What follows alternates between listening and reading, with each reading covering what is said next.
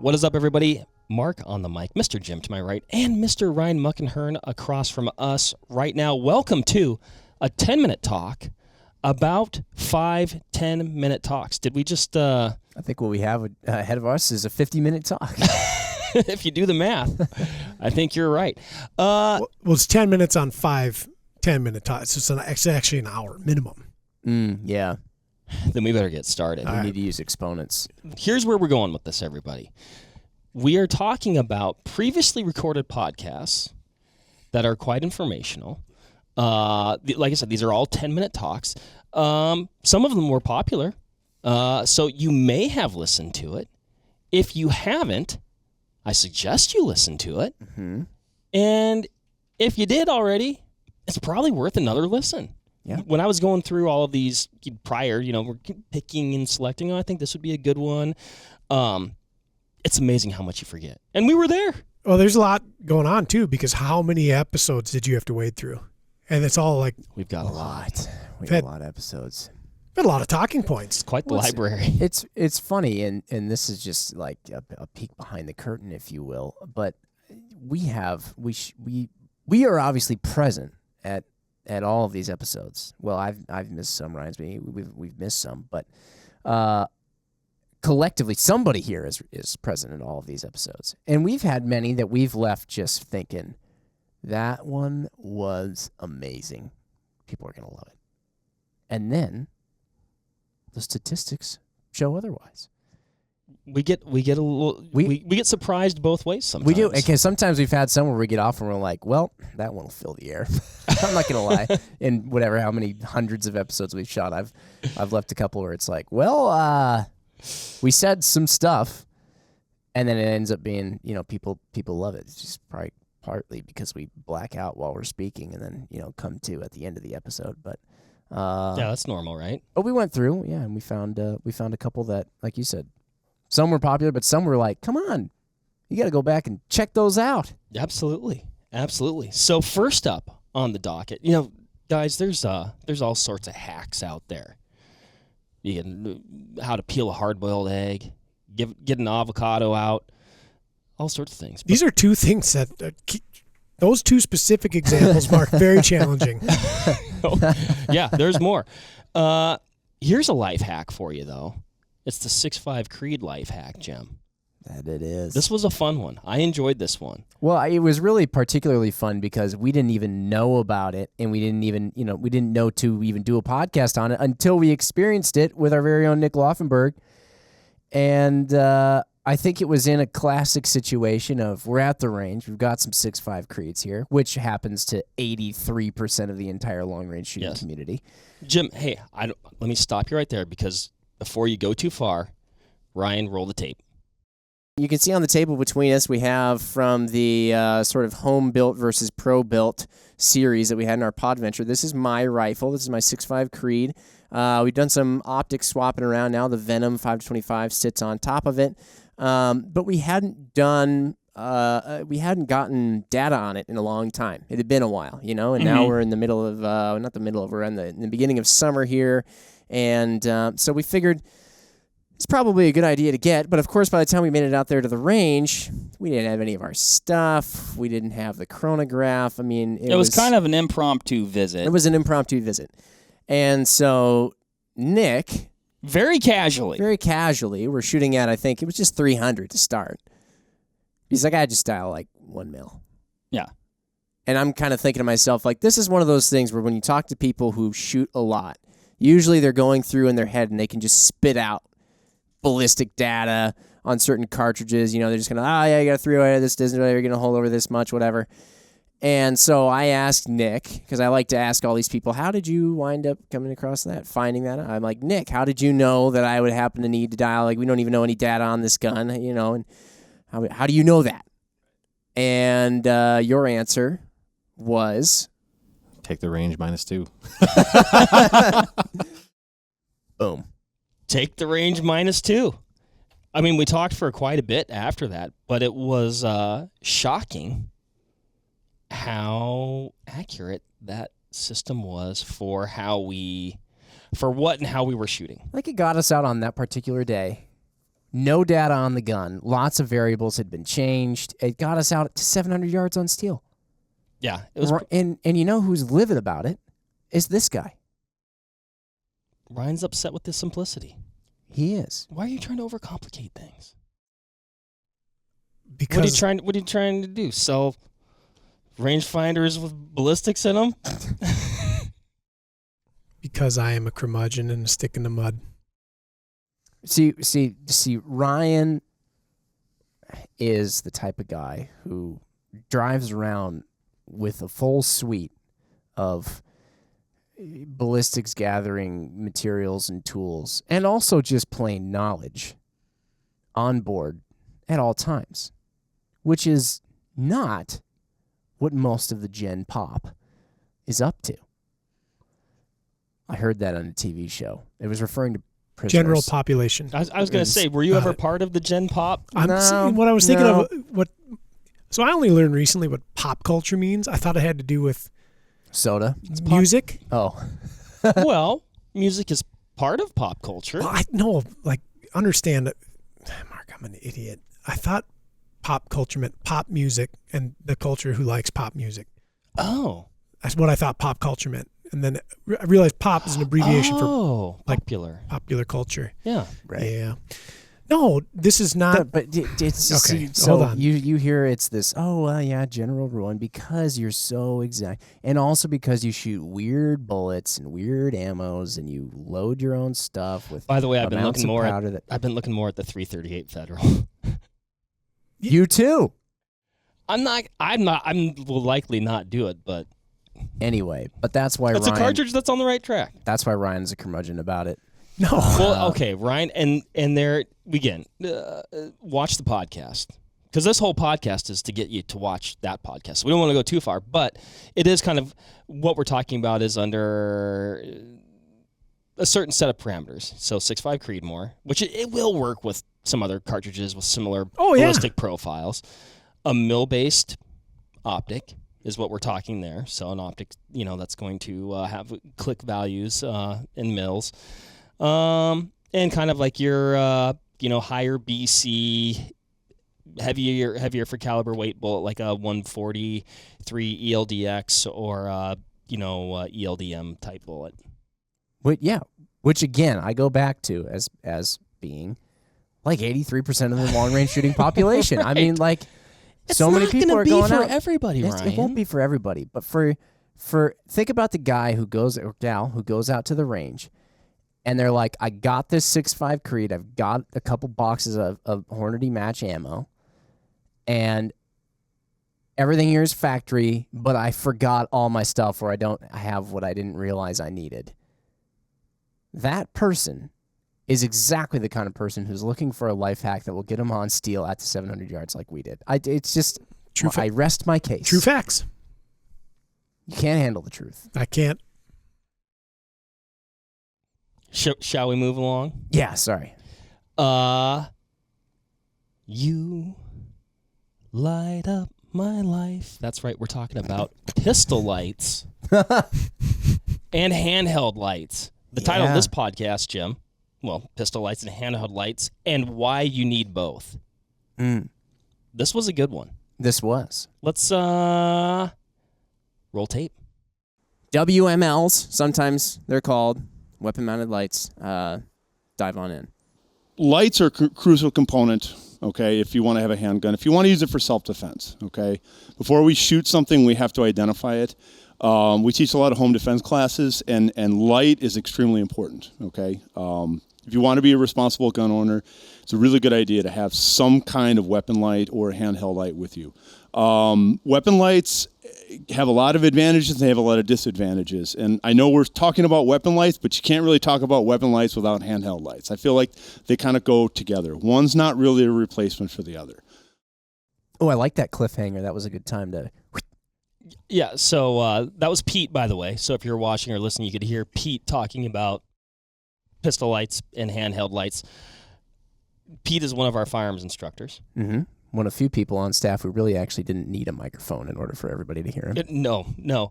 I think he likes lights more than guns. Loves lamp. One Pete love lamp. Pete loves lamp. That's accurate. Jim, you're a big light carrier. Ryan, you're a big light carrier. You guys Man. light up my life. I'm light transitioning right now.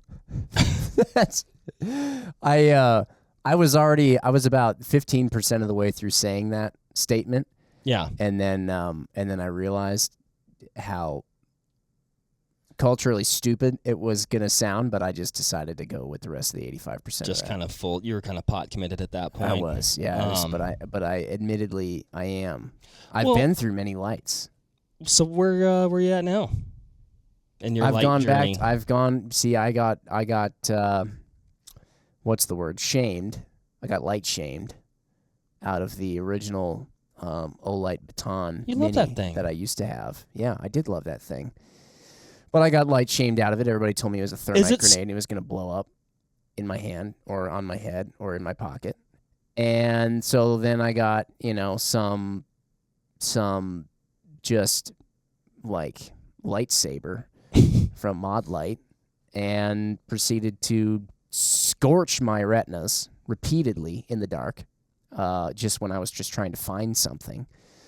Then I went to a Streamlight, and then that thing finally just got tired of me beating it up so much, and now I'm back to an Olight Baton. But then I saw Mod Light came out finally with a selectable head where you can there's a dim mode on it, so maybe I'll go back. Should we talk a little bit about the importance of lights? Ryan, do you have one on you right now? So it usually resides in my pocket right here next to my Leatherman, and it is not in my pocket at this very moment in time. Yeah, usually you got your little pen light, Yep, Streamlight. Streamlight, and then I carry the larger version of it in my truck. Okay. How come you carry your stuff in your left pocket? Well, I carry things in multiple pockets. So I've got a multi-tool in one, typically a flashlight nesting right next to it. I've got a knife in the Your other. pocket knife's in your right pocket. Okay, Yeah. got it. I thought your multi. So it's a compartmentalization based on use and necessity. Yeah. I'm Lights. still yeah, as much as we talk about it and as much as I should carry a light because it is so darn useful, why don't I'm you? still just a knife guy. Why don't you? I feel incomplete if I start my day without it, because the number of times during the day in which I could use a boost of 100 lumens to see what I'm looking at, or you just never know. You guys are dealing with a lot of small screws down there. Yep, and I've got a headlamp in my truck. I was using it yesterday. I use my light about 8 to 10 times more than I use my knife. Yep. I love that knife, by the way. At a minimum.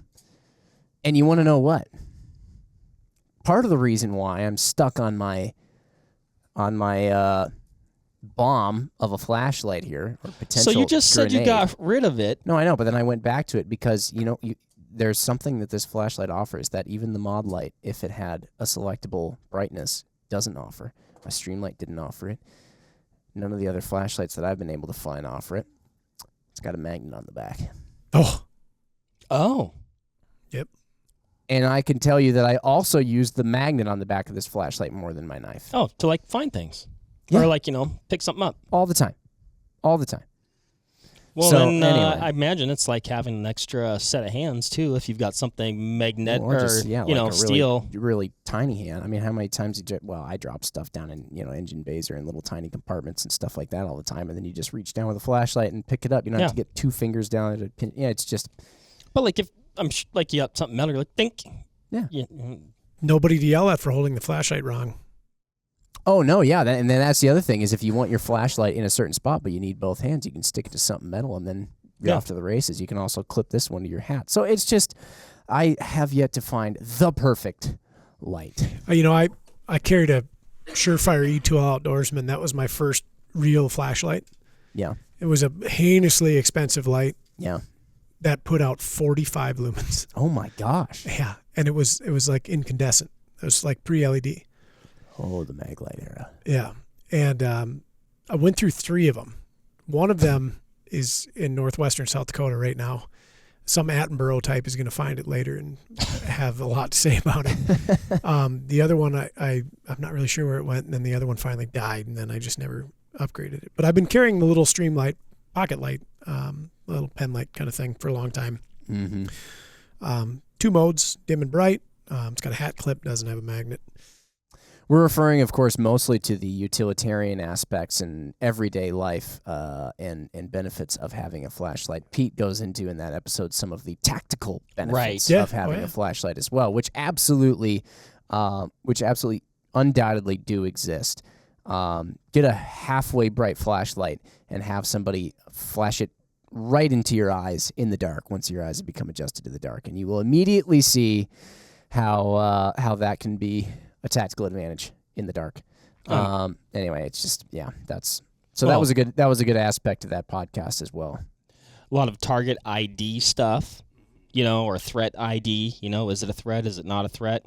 What is that item in that person's hand? Evaluating situations before they could potentially get bad, as well as and then of course it's just you don't have to have both a pistol light and a handheld light. You can honestly, it's sort of like squares being rectangles, but rectangles not being squares. It's kind of like, in my opinion, if you have a weapon-mounted light, you should still have a handheld light. But if you have a handheld light, you don't necessarily also need a weapon-mounted light. Coolest thing I've ever seen Chris, I believe it was Chris, you set up in one of the home defense demonstrations was a handheld placed somewhere. Oh, yeah. In a room. As a diversion. Diversion. As well as a tactical illuminator. And so he took a position behind hardcover, had set up his handheld at the door. When the assailant came through the door, the assailant was immediately, 1, blinded by and disoriented by, and 2, drawn to, like a moth to the flame. The handheld set safely across the room. Chris, behind hardcover, and also then having a secondary light, was able to engage a neutralized threat. We're trying to get people to go back. I feel like I was like watching a movie, hearing you describe that scenario. Like, are we trying to have people go back and watch the episodes, or are we just going to give the episodes? Because I'm not opposed to it, but we basically just.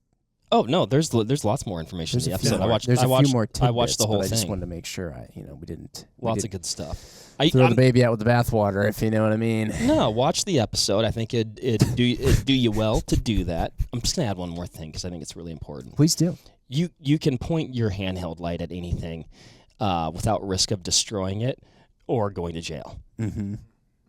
But I'd say I'd have both. If I was going to do it. Do as I say, not as I do, apparently. I know you'd have both. Well, yeah, but you have neither. Yeah, I can't explain it. Okay? Mark, I'm not going to ask you to try, okay? Mark's Autobot solves those problems when they come into his house. Otto Butler. Yeah, Autobot. Whatever. All right. Otto Jeeves. Up next. Come on, baby, let's do the twist. We're talking barrel twist rates. It's incredible. He's This just would be an animal. This is something that I knew was like printed on the barrel, or whatever. Yeah. Almost like as I guess they have to do that. I never used to pay attention to barrel twist rate. Now I pay much attention to barrel twist rate. And there's a lot of reasons for that, which we go through in this episode, which we're going to watch a little bit of right now. Let's talk about what they are real quick and what we're referring to. I think most people get it. It's kind of one of the specs you see when you're looking at a new gun. The twist rate of the barrel, you'll see like 1 in 7, 1 in 8, 1 in 9. What's going on there? Real basic level, Ryan. We are talking about how many inches it takes for one complete rotation of the bullet. So 360 degrees of rotation over a certain amount of inches. Okay, so 1 in 7 is like one full rotation of the bullet in 7 inches. Yes. Okay, got it. And that is important because... Sure. Bullet weights and bullet lengths will require varying twist rates. Right. And there's a whole lot that goes into this too, so it's not so straightforward. But effectively, on the liquefied scale, length and weight, the higher you go in those figures, the faster you need to twist the bullet so as to obtain gyroscopic stabilization. I would love ending on the big words. Yeah, I just wanted to hear gyroscopic stabilization. Yeah. That gets me going. Spin stabilized. I like that. Yep. Twist rate. Very instrumental in how a firearm, or essentially, is going to perform. Yeah, given bullet weight, or in the case of our dearly departed 260 Remington. Mm-hmm. The whole entire success of the cartridge. Exactly. Golly. And 6mm Remington, too. An entire cartridge that was pretty darn sound. Very akin to our beloved, for many, 6.5 Creedmoor, just falls away because barrel manufacturers twisted it for like a varmint-type bullet, and that's not what people ended up wanting to use it for. Yep. And now she's gone. No, she's not gone, but... Well, hanging on by a very thin thread. Yeah. So you were talking a little bit about it, and again, listen to the episode for all the goods, but a little bit more on why it's important, right? Sure. So as Mark had alluded to, a couple cartridges that didn't really enjoy maybe the fanfare they should have was just inappropriate twist rate. So to pick on 260, a lot of those initial 260s were twisted 1 and 9, which didn't do very well with bullets over about 120 grains of weight. When a lot of the hunting bullets at the time that were adequate for taking larger species of game were in a heavier weight class, ergo longer, and then wouldn't stabilize well. I went through a handful of 260s before I got one that was good. The two that were not were twisted 1 and 9, and then once I got into a 1 and 8 twist gun, then it really was quite delightful. What's really neat, and we've talked about this on a couple of the recent cartridge talks and podcasts where we're comparing two cartridges, is the modernization of twist rates for otherwise older cartridges.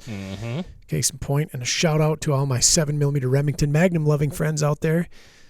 These newer modern 7 Rem Mags coming with faster twist weight rates, allowing them to spin stabilize heavier, higher, longer, or higher BC, longer profile weight bullets. And bringing them really into a modern performance level with some of these loadings that otherwise weren't found successful in commercially chambered guns. Yep. Yeah. And you're seeing a lot of bullets like that these days, and bullet manufacturers and cartridge manufacturers. The trend for a lot of applications, whether it's just long range shooting, extending your effective range in the field, both those things, man, these longer, heavier for caliber, high BC bullets are very popular, and for good reason. Yeah. But those bullets need to be spun Yep. a little faster. Yep. question. And maybe I don't know if it's a series of questions. Do you feel as though there are any guns being produced now that are in the mainstream of firearms for hunting or some level of precision shooting, maybe not up to, like super high competition, that are still being inappropriately twisted for modern cartridges, bullets, loadings, etc.? The reason I ask that is because what can happen is a mission creep of statistics and specifications that people tell newcomers to firearms to look out for. Yeah. And they're like, okay, here's the deal. You start out and you're like, you're just getting started. I'm going to give you the easy button. Go buy a gun, 6.5 Creedmoor, and then get some match ammo, from a company like Hornady or Federal or whoever. And then they're like, great, okay, that's pretty easy. And they're like, well, hold on just a second. Make sure that it's twisted this way. Okay, so the barrel's twisted, and they're like, what? And then you explain that a little bit, and they're like, okay, I think I got it now. And you're like, oh, one more thing.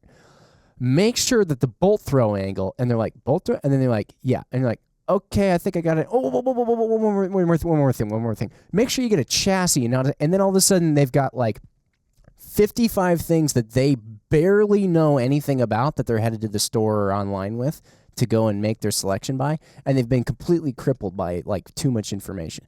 So anyway, there's like a long way of explaining. Is barrel twist rate at this point, now that we have, it seems like barrel manufacturers, ammo manufacturers, they figured a lot of stuff out. Yeah. And is it something somebody really has to worry about so much? Or like, is it more once you start building your own guns, you start loading your own ammo and tweaking, working with slightly fringe stuff? Is that when it becomes? It's a fair question, Jim. It is a fair question. I think it is mostly fringe. And that is to say, like, if you bought a 7mm Remington Magnum today that wasn't twisted 1 and 8, 5, or 1 and 9, does that mean that gun is ineffective? No, absolutely not. It just maybe you don't go find the heaviest weight, highest BC profile projectiles for shooting out of it. And there is something that works famously, as it has since 1962. That's going to work fantastic. I mean, just wonderful for what you want to do. One example, though, that does kind of stick out in my head is 1-in-7 twisted AR barrels. Oh, do you not like those? Depends. It depends on what you're going to do with it. So 1-in-7 twist is pretty common and is really good for a bullet pallet between, I mean, depending on bullet construction, 55 grain, but like 62 grain to 77 grain. And in the past, folks that are shooting like screaming high velocity, thin jacketed projectiles at high volumes of fire may have experienced less than desirable effect with that, where maybe that bullet overstabilizes or even potentially is damaged, especially when we're going high volumes of fire, hot, friction, compounding interest, so on and so forth. Okay. And it's kind of it's a bit of an unusual twist rate unless you are using a pretty specific subset of bullets. Right. But that's like a super small nuance. I think more than anything, where, to your point exactly, where you get this specification stacking that could be useful but may not be necessary, is when people look at a twist rate and think it has to be this in order to be successful. And a really great case in point is a lot of Tikka's 30 caliber barrels are twisted 1-in-11. Oh, and, Ryan. It will never work. Yep. And they're like, well, that, I guess I can only shoot up to 165 grain projectile. And that's just not true. You can shoot heavier than that. We do on the regular with our 1-in-11 Tikkas. Heck, Mark was shooting 190s. That's 1-in-10, I think.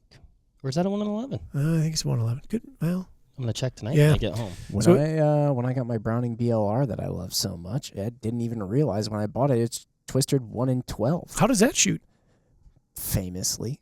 But I just also have never put a stuff like a gigantic bullet in, like I just get normal 308 ammo that I buy at the store. Yes. And it pretty much always works. Like, that's what I'm saying is, like, if I started being like, oh, well, now I want to use my 308 to take down like a gigantic, a Giganosaurus Rex, then that's where somebody might be like, well, now let's talk about twist rate. Yeah. Well, that gun's a hammer, and that's also like shows a company like twisting the barrel correctly for its intended application. Yeah. I mean, that's a lever gun. And so, it's basically like a whitetail and smaller gun. I think it'd be silly for me to tell you, like, oh, the bullet you need to be shooting is a 208 grain ELD out of that. Right. But because there's diminishing returns all over that before we even get into gyroscopic stability, like velocity, because we're trying to move so much mass, and then cartridge overall length restrictions and all these other things that come into play. I will make a statement for, as far as I'm aware, all the major firearms manufacturers. Everybody's twisting their things appropriately relative to caliber and application. Yeah. When you get into the fringe, when we're looking to either soup something up or when we're looking at pretty specialized loads, this is where we need to start considering the custom avenue, and maybe at that point in time we're already into a different level of proficiency with either bullet selection and reloading, or use case we're doing something wildly specific like ELR or XLR or things like this. Yeah. But everybody's playing right at this point, as far as I'm aware. Cool. Well, still go listen to it. Yeah. Oh yeah. Because it's a good one. Oh, we went through a lot of interesting things about barrel twist, but just You guys ever see the movie Zero Dark 30? I have not. Great movie. That's a great movie. I saw that in the theater, Jim. Osama. I haven't seen That's that one, right? Yeah. Yeah. Yeah, when they kind of go get him. Great movie. But that's not the point, because we're going to talk about rifle zero distances. Oh. This is a hot one. Immediate right turn. I'm waiting for all of it to come together because I didn't see the movie. It probably won't. Probably none of this will come together. I'm guessing they were shooting guns that were zero. They were. At least they appeared to be. Yeah, this is one we get all the time. Yeah. I mean, we talk Daily. about internally. Daily. I've toiled with this one and kind of gone back and forth over the years. Yep. What we talk about in the podcast, what we'll kind of maybe stick to right now, 50, 100, 200 yards. So the title of the podcast, Rifle Zero Distances, 50, 100, 200 yards, what's best? Dude, forever I've been a 100-yard guy. I wouldn't say I'm anti-50, but I'm like, I mean, if you're into Child's Play, And now I'm a big fan of the 50. And not just for like ARs, not just for red dots. When we do our hunter sighting event, we do 50s. And there's nothing, here's what I'll also say. There's nothing wrong with a 100-yard zero. No. Or a 200-yard zero. No, but I think somehow the 50-yard zero almost, it's like people, there's a stigma attached to it. If you have a 50-yard zero where people are kind of like, oh, well, you're not good enough to have 100 yards. Or like, right. you know. And it's like, what does that have to do with anything? When you actually put into context like what getting a zero really is accomplishing and why some people choose to do a 50-yard zero versus you know, like it's not a status symbol where you go, I have a 200-yard zero, and it's like, oh my gosh, well, I'm over here. Yes, excuse it. Let all of us 50-yard zeroers please bow out of your way as you make your way forward. You shoot 3-shot groups? Oh, please. Right. But, hey. It's kind of funny how that is, but it feels that way sometimes. Before we get too far down the tracks, though, Jim, let's see what we have to say about Roll this. the tape. Ryan, there's a few, I'd say, fundamental zero differences that are commonly used, talked about. Some that aren't maybe as common. Maybe they should be. Maybe they should be a little bit more common used. We're going to go 50, 100, 200, and then we'll see where we go from there. Can I clarify real quick, Yeah. Mark? Are we talking about like more your hunting style traditional bolt action rifles, or are we talking? Because there's a whole nother avenue when it gets to like ARs and stuff. I mean, so I'd say. I mean, even zero distance for pistols and red dots. Wow. So I think we're talking hunting cartridges in general. Yeah. But then also I feel like there's some overlap from the AR world to the hunting world as well, where you look at like a 50-yard zero that people commonly use like with a red dot or on their AR or something like that. We use a 50 a lot for our big game cartridges around here. Dang right. So I just wanted to clarify. Yeah. No, it's a good clarification. Yeah, we don't want to lead people astray. Right. So in this podcast, we talk all about these varying zero distances, but we'll talk a little bit more. I know we already talked about them, then we played the clip, but we'll talk about them a little bit more, Ryan. What do you like? What are you doing these days? Most of the time it's 50. What do you like about the 50? Convenience, confidence, and redundant zero. Where are you getting your redundant zero at generally? So understand that your barrel is always pointing up. And if we look at trajectory as an arc, the further out we push it, the flatter that's going to appear to be. The closer in we move it, the more abrupt that arc is going to be. And I'm going to intersect my sight line at 50, continue traveling technically upward, and then downward again at another zero distance. And with a lot of, or another distance, not zero distance, but a lot of modern center fires, like my 308, for instance, it usually ends up being like 160 to 170 yards. Same thing with my Creedmoors. It's in about that pocket, not quite a 200 yard. It'd be really convenient if it was 50, 200, but it just doesn't really work out that way. Right. So that's useful for me, I think, when all of those things are taken into consideration. One, I mentioned convenience. It's easy for me to get a 50-yard zero because I sometimes work with condensed space. Not everybody has 100 yards clean to work with. 50, you know, if you've got a place that you can safely shoot, can be a little bit more obtainable. Theoretically, if I could do this in my backyard, I would, but there's local and state laws that prevent me from doing so. Confidence. I shoot better at 50 than I do at 100, right? I get a little bit of trigger panic, and I can put together some tight groups. I understand that, you know, these measurements are different at 50 than they are 100 if we're equating them in MOA, but I'll account for that. If I'm confident in my zero, and I know that thing, I want to punch the bottom part of the number 8 out of the target, and I zip that thing. I carry that confidence with me into the field. And there's never a question or hesitation in my head of like, oh God, was it just a little high, a little left, a little right? That doesn't exist for me. I'm more confident in that zero, and I think more effective in the field with it. Which like going into the field and thinking to yourself and having these last second thoughts, which some people are like, I don't, but it's like, well, I think everyone does, whether you really consciously do it or not.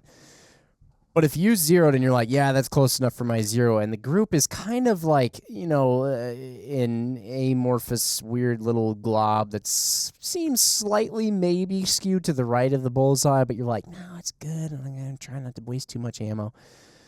Then you go in the field and you're like, it's always going to be nagging, or at least me. I know that stuff just nags at me. And I'm like, well, I'm a little right. And then a deer pops out or something at 300 yards. And you're like, well, if I was a little right at 100 yards, I'll be a lot right at 300 yards, right? So maybe I should aim a little bit left.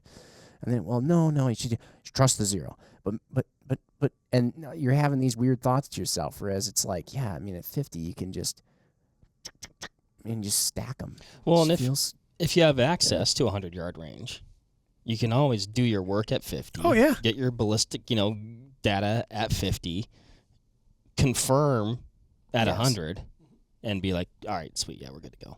I shoot. It's funny that you said that you shoot better at 50, Ryan, because it was kind of like, well, it's just that you're shooting a smaller group, but actually there is so much mental aspect in shooting, and it's like if I'm shooting just an absolute ragged hole at 50, and then I step over to 100, I'm like, nothing. But if I'm just going in cold at 100 yards and I'm trying to make a ragged hole there at 100 yards without any previous, whatever background on that thing yet, I'm like, okay, let's do this. Go through the fundamentals. And it's all this, and then I wig myself. Yeah, absolutely. And wigging yourself out's a real thing. Like when we do the range certification, I think if you talk to all 10 guys in the consumer sales team, like they throw a round errant, and for them, errant is going to be like a half a minute outside of what they had expected. Mm-hmm. They'll usually move on to a new target. Like it's always going to bug you. Don't even try to salvage it and split the difference. Move to a new target. Yep. And they'll do that, and especially like Mike McDowell takes a ton of pride on shooting the best he possibly can. Oh, I know. Yeah, and so he'll come up with targets, like our target boards, just have 4 each on them, and he'll like throw 3 of them on the table. He's like, that one I knew definitively. That thing was in full operation, and I was doing my best work. It's like, all right, cool. But you can wig out super easy. Yeah. And it can be a very vicious cycle to enter. And you start chasing things, unless you know that rifle very, very, very well. You start chasing things that you don't necessarily know where they're coming from. Right. And so you're inserting guesses into why that shot went this way. Was it me? Was it the gun? Was it the ammunition? Was it the optic? Was it the rings? Was it the base? Was it the bipod? But then it's funny, too, because in that podcast, we go into it more. And if you really think about it, 'cause some people might be like, well, what about just shooting at 10 and zeroing at 10? Because then it's right there.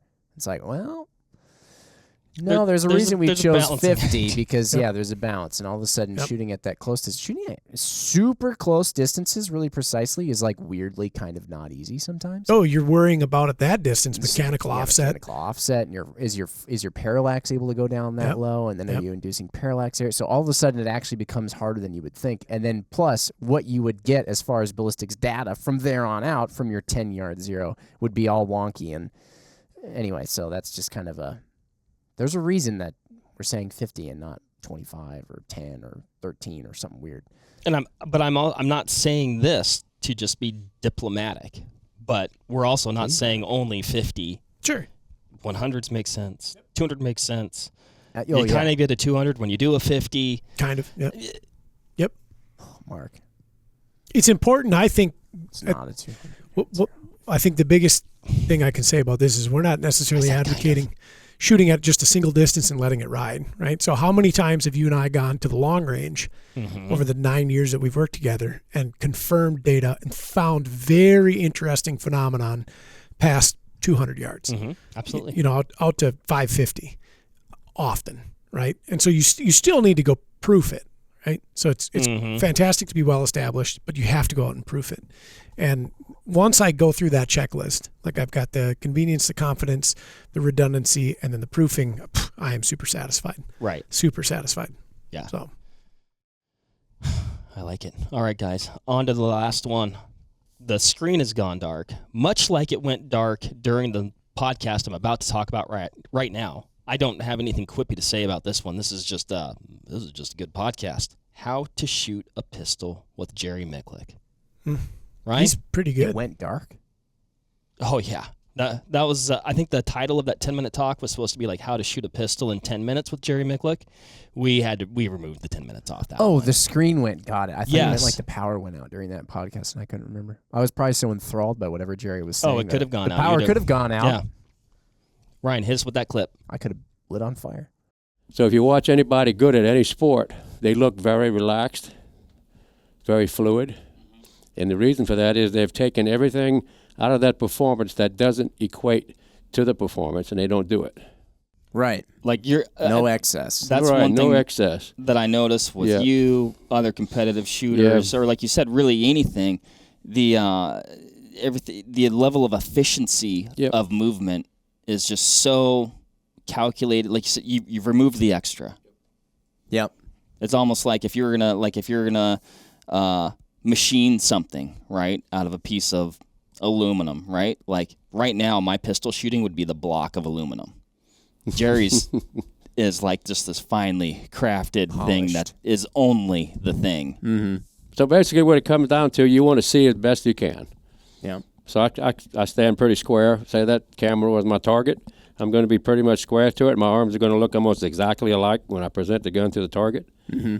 Because I want recoil to come back straight and not one side or the other. Okay. Yeah. If I find myself having to lean my face to see the sight, that means I have to go to the gun, and the gun's not coming to me.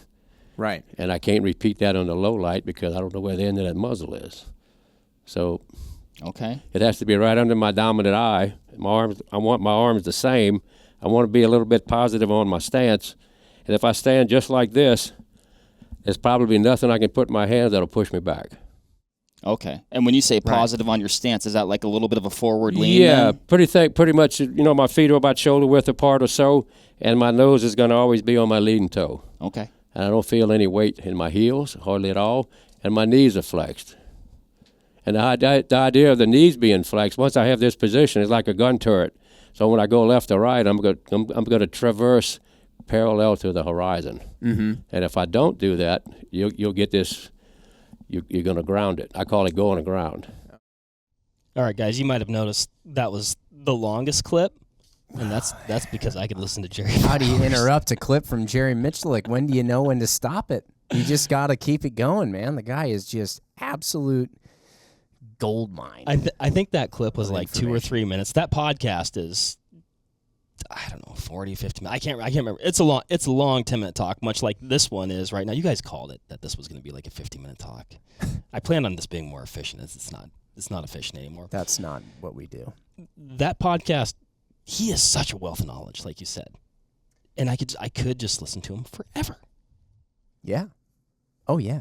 I mean, you think about the amount of information that he conveyed in that short amount of time, and that's like the tip of the iceberg in that podcast. This was kind of the grand finale of this one. Yeah. What we need to do is we need to get Jerry Miculek back out here, and we'll set up in the range. We'll have a lot of snacks on hand and some water. But then otherwise, we'll just hit record, and we'll just do a 24-hour Jerry-a-thon, and we'll just go. And we're just going to whatever comes out of his mouth.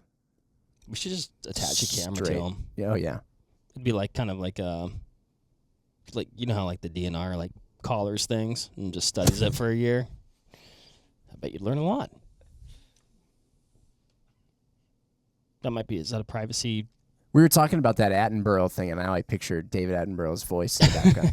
And here we have Jerry Miculek getting up to start his morning routine. He brushes his teeth first before mouthwash. With gunpowder. Mark, that was awesome. Ryan, what are your thoughts on Jerry and how to shoot a pistol? So I've shot with Jerry, and he just doesn't miss. It's the most amazing thing you've ever seen in your life. You look at him, you're like, well, he doesn't look like he's going that fast. But then you get done, and like you look at the timer, you're like, well, it was 29 seconds faster than I was. How did he do that? And it's economy of motion, and simply do not miss, because you don't have to erase your work, go back over and do the equation again. You simply hit it the first time and think of all the time that you saved. Yeah, all your problems are solved. I'll say this, watching him when I was very young in my action shooting career, every single round he fires has intent and purpose, and it's very well thought out. Nothing errant. My grandpa was an artist, a professional artist, used to paint billboards back when they actually painted them. Yeah. And he used to go into the park, and he would sketch things that he would see in the park. And most of the time it was like people.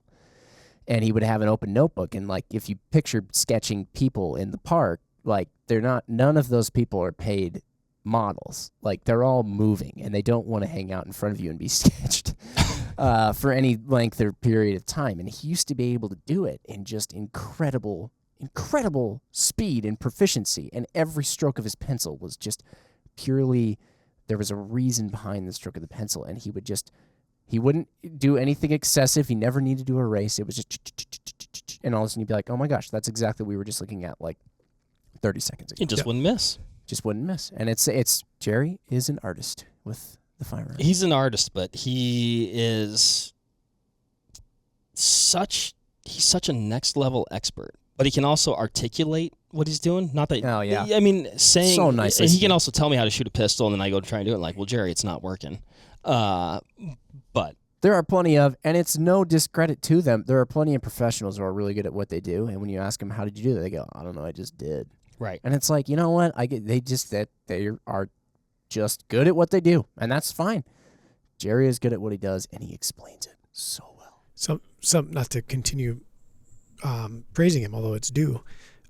He's one of the very few people that can find the mechanical limit of a system, and match that limit, and potentially overrun it. Right? Yeah. So if you watch him, like, cyclic rate can only occur so quickly because certain mechanisms have to move certain distances and things have to cam into place, and we have to come to lockup. And once we get to lockup at that point in time, then we can expect however many milliseconds it takes for the firing pin or the hammer to strike the firing pin to move forward, ignite, etc. And if you watch him under high speed, he's at like the mechanical threshold of speed. Well, the classic one was that 50 BMG Yes. that he did. And everybody on the internet was like, he just got a full auto one. That wasn't actually a semi-auto because he's no actual way. Yep. And when you watch the slow-mo high speed, Yep. it's like, dudes, no, he was 100% spot on, perfectly manipulating the trigger, like you said, to the mechanical limit of that Yep. semi-auto system. He's a human being that can understand the seconds that reside within seconds, which is fascinating, in how much things can happen within 1 second of time, and extract an individual thing out and know that he has that marker to hit within that second time frame, hit it, and then execute a whole bunch of other things within that second of time to make a Barrett M107 cycle at its maximum limit of operation. It's very cool. Yeah. That's And very cool. then turn to the camera and take it. Woo! You know? Yeah. It's just such a genuine happiness, too. Yeah. That's no, Jerry's pretty amazing. So watch that podcast, Yeah. and then I'd say either comment in that podcast or this one if we should do some more stuff with Jerry. I think we should. That's an easy. I want to, but some people carry bear spray. Some people carry pistols in the backcountry. If you carry a Jerry, you're going to be fine. Like, just saying. they Right? should make a special pack. Yeah. All right. Well, anything else, guys? No.